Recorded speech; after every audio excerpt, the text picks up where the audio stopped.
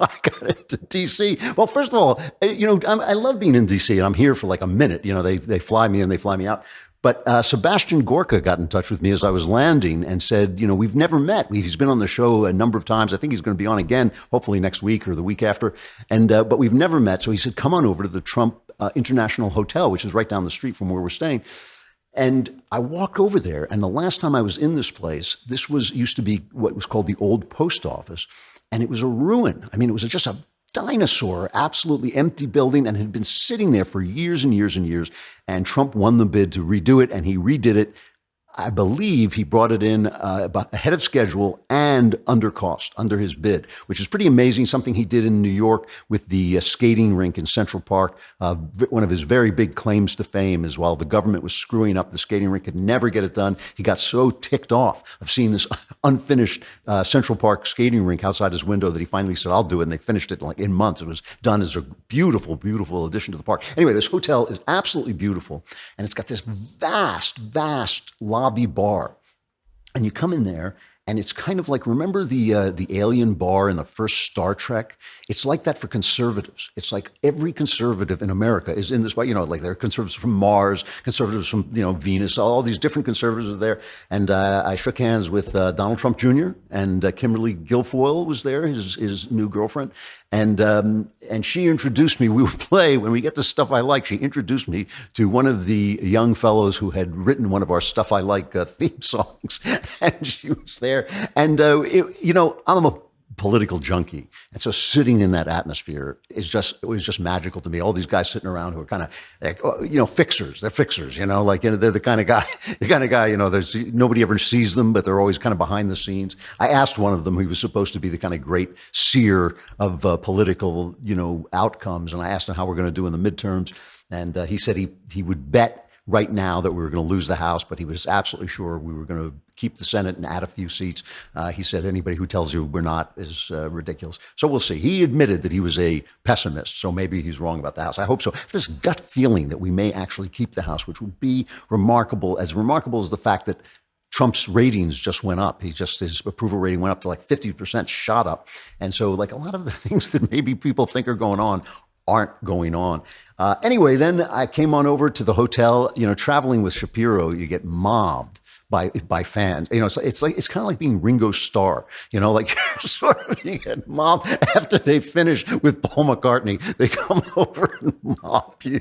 But it was great, and the kids are so great. And I gave my speech earlier in the day, and I was talking to them about the fact that the first speech I ever gave was to a YAF conference, and it was an absolute disaster because I spent my life in my room like writing fiction and talking about werewolves and cops and what if a werewolf became a cop or should a cop become a werewolf, and then went out and gave this kind of high intellectual speech while everybody else was delivering the red meat, and just died the absolute death. So it was nice to come back and get a nice, I got a very nice reception, really, really pleasant. I was talking to people about the culture, which is kind of the thing I know best. And, I've been in some form of culture creation all my life. That's all I've done is write novels, write screenplays, now doing videos. Every time a new technology comes along, I've been in it, and it's funny. I always find myself going out and giving speeches to young people and saying, what you should do is get on YouTube. And then I find that I'm on YouTube. And I go out and give speeches saying, well, what you should do is you should do, fictional podcasts. And then I start another kingdom. So maybe I should just give speeches to myself. Maybe I'm the only one who's paying attention to me since I go out and do the things I tell people to do. But one of the things I talked about that I just think is so immensely important is because the left owns the culture.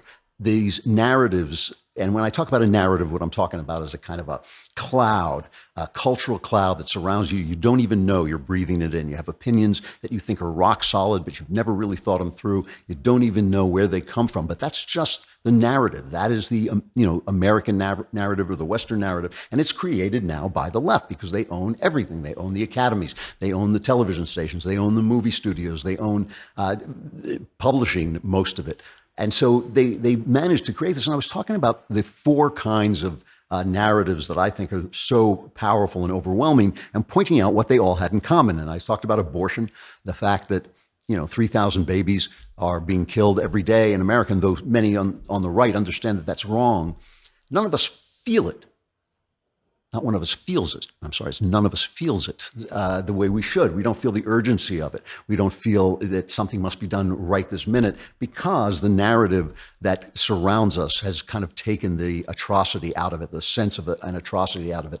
And then about feminism, I always love talking about feminism because guys are not supposed to criticize feminism, and I think feminism stinks. I think feminism is one of the truly harmful and destructive philosophies that's ever come along. And I'm an individualist. I want everybody to do whatever he or she wants to do with his life. But I do feel that feminism has essentially degraded and denigrated femininity. I always tell people, young guys care what feminists say about men. I couldn't care less what they say about men. They're a bunch of idiots. What do I care what they say about men? But I do think they have an effect on women. By teaching women to get rid of their feminine dreams and basically follow masculine dreams. And then, these women wake up and they're 35 and they've never had a family and they never know what it's like to make a home for people. And they're not happy. I meet these women all the time and they will tell you, I followed these dreams and they were not my dreams. They were not my true dreams. And it gets disappointing. Your time runs out. That is the thing about life. It doesn't go on forever. You can't go back and do it again. Your time runs out. The other one is atheism. Atheism is something that just young, intelligent men, I see this so much, and I see it on the right wing. It drives me a little crazy. They're absolutely certain that God is obsolete, that science has disproved God. They know this. They know it for a fact. And the minute you say, that's absurd, the logic isn't there, the arguments aren't there, the arguments that people like Steven Pinker make and Sam Harris make, they're not good arguments. They're not sound arguments. And they basically, in the end, have to argue that everything we know and think is an illusion. And that's a kind of silly argument. You could only a scientist can make that argument. If you made that argument as a Buddhist, everybody would say, you're just one of those crazy Buddhists. But if you make it as a scientist, everybody says, that must be true. But it's absurd. But that's another thing that's in the narrative. That's in the air, a narrative that's in the air. And the final one is victimhood, which always just makes me sad to see, especially young men, talk about microaggressions. When I sometimes go to these colleges, some young black guy, tall, able, healthy, is telling me about microaggressions. Somebody looked at him wrong or didn't, tensed up when he came into the elevator or something. And I just think men don't care about microaggressions. You've let somebody talk you out of your manhood. A microaggression is something a man steps on as he's going to do the thing that he means to do. And later on, you can say to him, you stepped on that microaggression. He should be like, I didn't see it. It's micro. A micro is too small to see. What am I going to do? Look for it? You got to be looking for it because it's a microaggression. And the thing that I wanted to emphasize in this speech was just that these four things are all linked together by the fact that the opposition can't talk back. The opposition cannot voice its opinion. In abortion, the baby has no voice, right? The mother can go on and say, I was raped, that's why I had an abortion. That's a tragic story, no question about it. Baby can't go on and say, hey, you know what? I would have cured cancer. I would have had 10 children who would have enhanced the world. I would have, written music or just lived a great life. If that baby could show up on TV, the dialogue would be a lot different. When it comes to feminism, of course, all the women in the public eye are feminists by definition. A woman goes and has a baby and goes back and starts hosting her news show 2 weeks later and she's slimmed down to 100 pounds.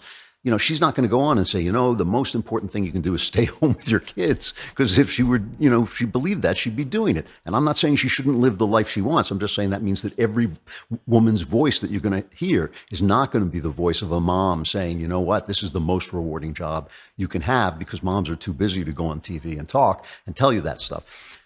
Atheism, the same thing. Christianity is against the world. Christianity defines itself in opposition to the world. So whenever Christianity tries to reach out to the world, it has to sell out its Christianity. And whenever I